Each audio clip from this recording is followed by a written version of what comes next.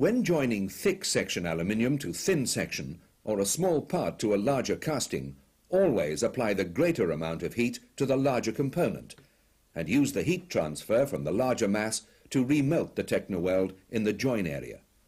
In this example, a thin coat of Technoweld has been applied to the aluminium can, and the edge of the piece of aluminium has been coated.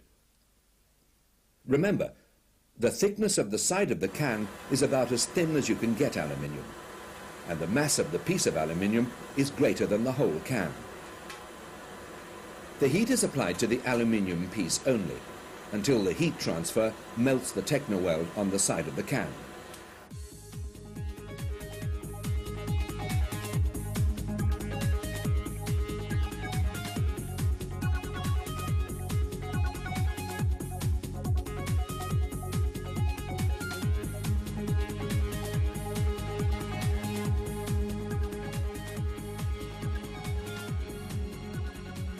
It is not always possible to know whether a type of cast alloy will melt below the melting point of Technoweld just by looking at it.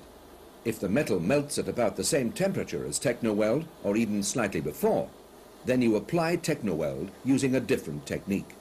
To test the melting point of a suspect metal, place a small piece of Technoweld and a similar sized sample of the metal on a flat metal surface, and heat evenly from below, checking to see when the sample melts.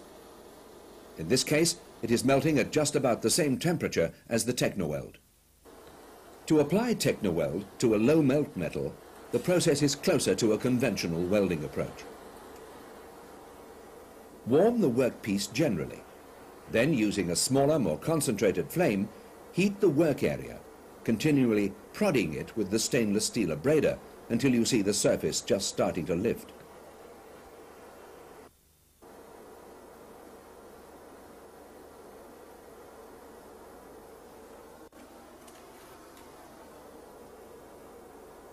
Then you heat the Technoweld rod into the job as you would do for a conventional weld.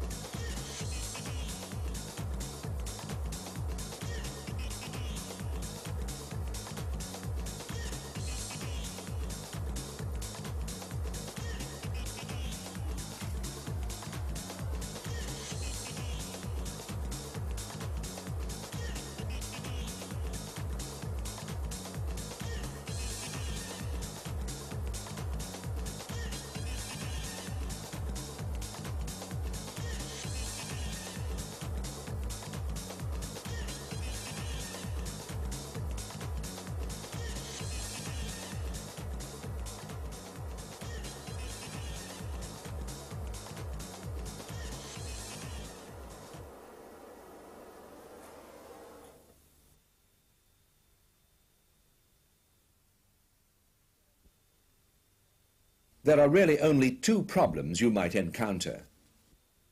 A joint cracks or is very weak. This is caused by the joint cooling too quickly because heat has been too localized in the joint area. There should be sufficient heat in the aluminium to keep the Technoweld molten for at least 6 seconds. On large section aluminium castings, cylinder heads, etc., the Technoweld should stay molten for 15 to 20 seconds. If this problem occurs, reheat the job, but not directing the flame onto the Technoweld.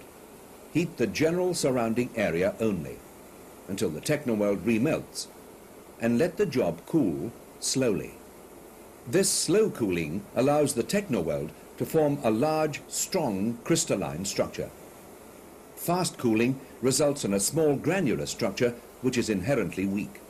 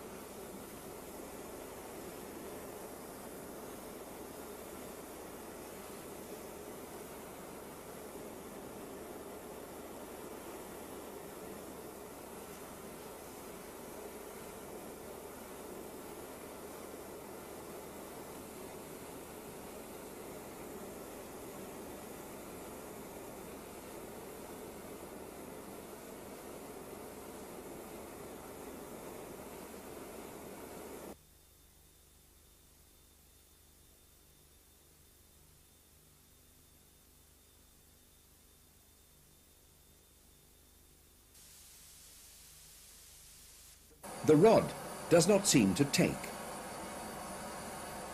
This is caused by the Technoweld rod being heated by the flame, either because it is being directly heated or because the flame is not being moved far enough away when using the rod to check the temperature of the aluminium. Keep the rod well away from the flame. It is essential that the heat from the workpiece melts the rod.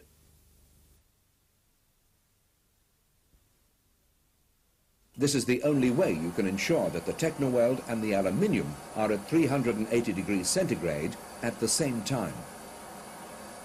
Molecules of aluminium start to leave the surface at 380 degrees centigrade, and the Technoweld grabs these molecules to start the process.